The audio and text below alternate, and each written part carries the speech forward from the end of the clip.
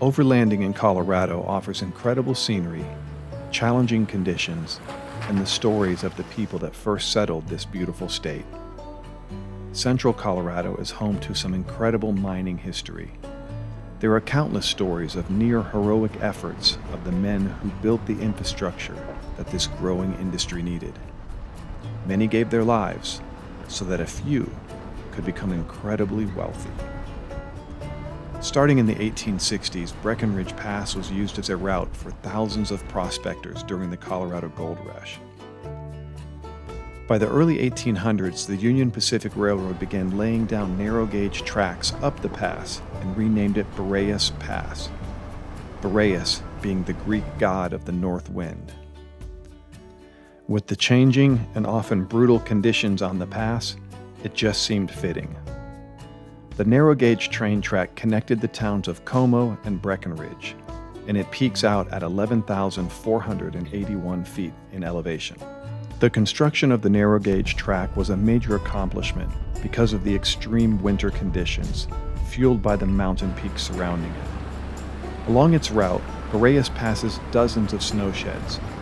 Those snow sheds create the headwaters for the Blue River, a tributary of the Colorado River, the Indian Creek and North Tarryall Creek that are tributaries of the South Platte River.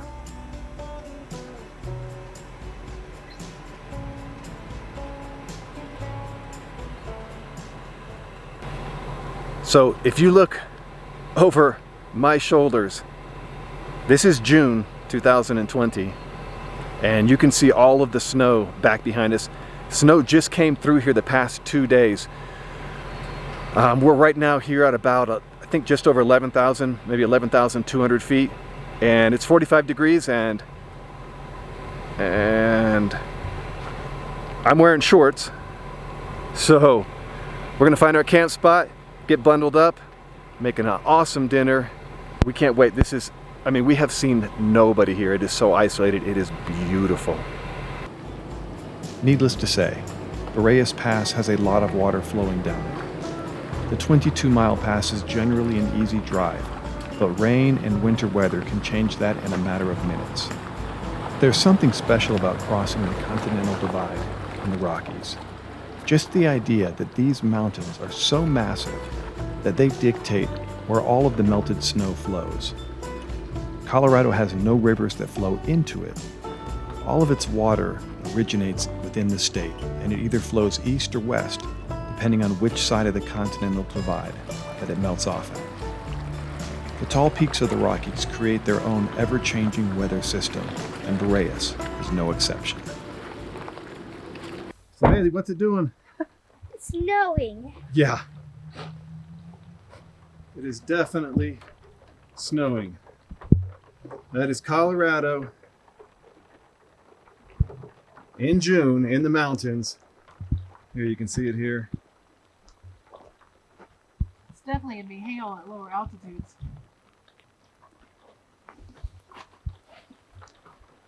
So we are in a mad rush trying to get set up, get the tent pulled out, get the awning pulled out, and It's not getting soaked, I guess. get these two out of the snow.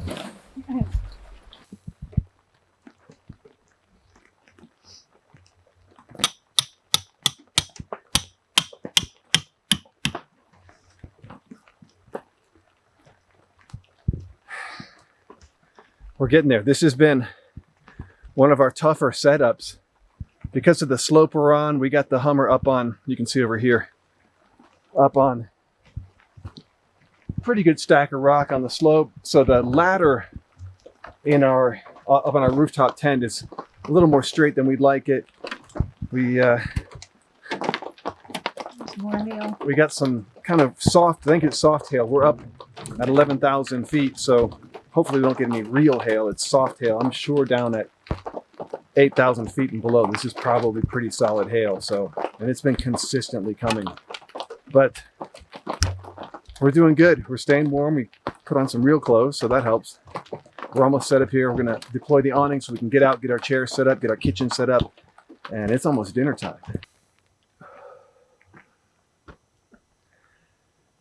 It's a little bit chilly out here. not what you'd expect for June, but when you are overlanding on a mountain pass in Colorado, I don't know about other places, but Colorado for sure, anything can happen. It can rain, hail, snow, get windy at any point. We've done it a bunch of times, but we love being out on mountain passes because really you can get really far away from just about anybody. Because now granted here we're still within the tree line, and we've done a lot of camping above the tree line, which a lot of people don't do because when the wind comes in, it's brutal, but it's a good way to get some privacy. So dinner's on the way. Come, let's see what we got going here, baby. What are you making? Making some tacos on the scuttle. Yeah. Looking good. Oh, those smell so good. Let me finish doing the shower tent, and it's going to be dinner time. After dinner, as the sun began to set, it got pretty cold. We bundled up in our rooftop tent and settled in for an awesome 10 hours of sleep. Yesterday's snow and cold gave way to a perfect morning and a great breakfast. As the sun warmed up our campsite, we took the time to enjoy the quiet of our solitude.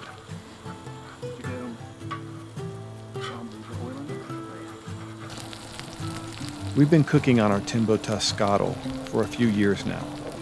It quickly became a key part of our overlanding gear when we bought it.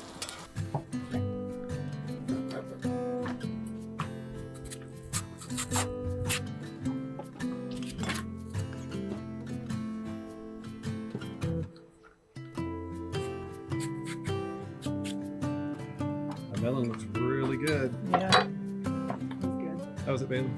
Great. Did you chomp some already? Nice. Control. See the mysterious hand enter the screen.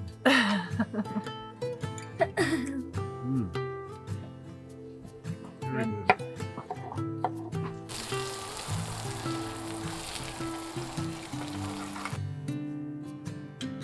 We always look for quiet places to camp. It gives us a chance to get away from the noise of daily life. It gives us a chance to stop and appreciate trees, birds, and sunshine on a cool mountain morning. It gives us a chance to appreciate the simple things in life, like breakfast together, comfortable camp chairs, and crayons and a coloring book.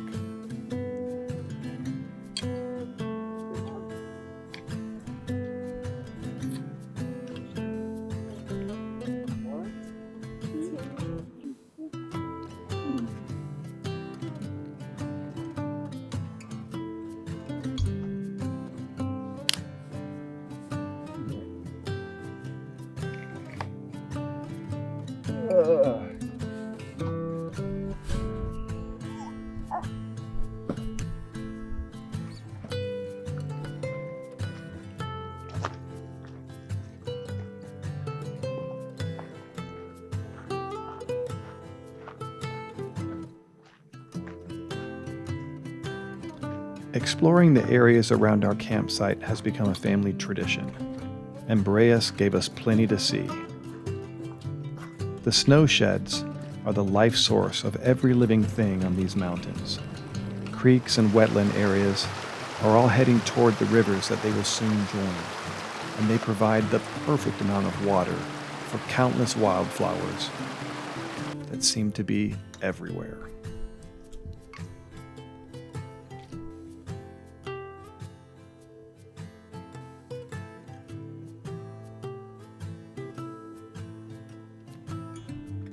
At times, we were surrounded by acres of delicate wildflowers.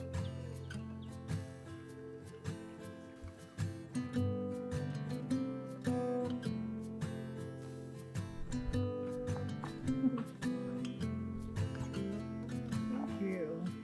So pretty. Look at those. I love them.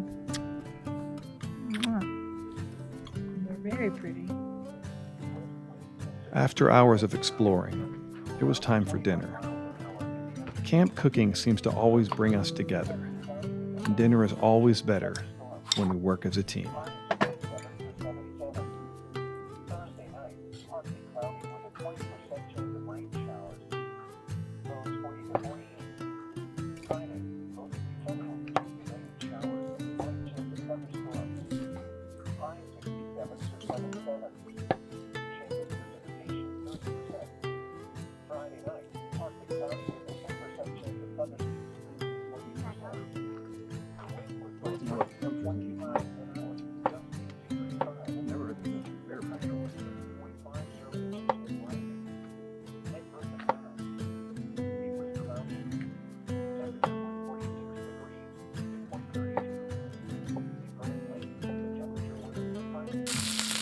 want the other couple of those ones? Yeah, Mom.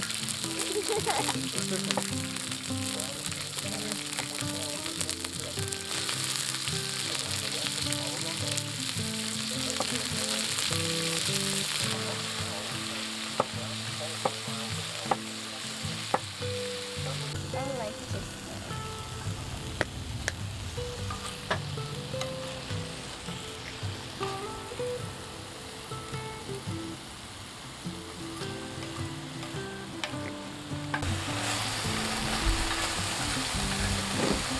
Hey Bailey, what are we making for dinner? Nachos. So what are the ingredients? What do you got in there so far? Well, some chicken, corn, Okay. and some salsa, and chili powder, and salt. Oh, that smells. And what's the last Awesome. thing? Cumin. And Natalie, what are you what? making? I'm making a salad. Here, show me that salad. It's a little busy over there. Haven't quite finished it yet. Beautiful. And where did those greens come from? Our garden. Our garden back at home? Yes. All right.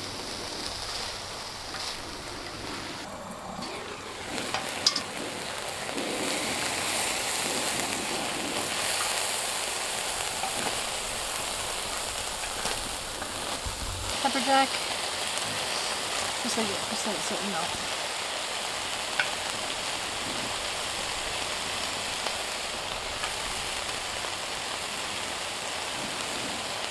Smell good, baby? All right.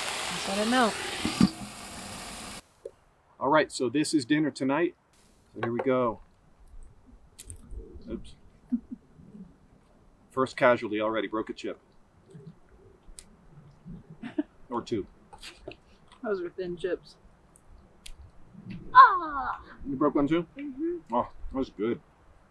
That is really, really good. You guys can see how we're bundled up out here. It got into the low 30s last night. Tonight we're looking at maybe mid to upper 30s we're hoping for. Because it was pretty cold last night. Yes, it was. We have a really awesome 0 degree double sleeping bag for Natalie and I, which we didn't bring. We weren't expecting it to be this cold. It was about 10 degrees colder last night than we were anticipating. But tonight we should be a little bit warmer. I think we're going to be just fine, but it was cold last night. Hey, baby. Hey. It's a little bit chillier than I'm used to. We should have heated up a whole bunch of water on the burner. But you know what? It's good to get cleaned up. It's good to have this, and I'm gonna be honest with you. There's a lot of breeze coming through this window, and you got a camera, and I'm not wearing any clothes. But I'm good. So, a little bit chilly shower, but you know what? I'm clean. I feel so much better. And I'm the type of person that takes like 2 showers a day, sometimes 3. So to come out here and not shower for a couple days, that's just not possible for me. Some people can do it, but for me, I feel good. So after dinner and a shower and a little goofing off, it was time for another great night's sleep. And yes, we were 10 degrees warmer. So today's our last day up here. We've been getting some rain this afternoon. Because it's raining, Natalie wanted to do something a little bit special. What you got there, baby? A cinnamon sugar donut. Cinnamon sugar donut? Mm-hmm. Putting those on the Timbo Tascado. We have done this trick before. This is a good way to finish up an overlanding trip. How would you say they are, baby? Really good? Is it warm? Yep. I gotta get one of those. All right, so it's raining. We got warm donuts. I gotta show you.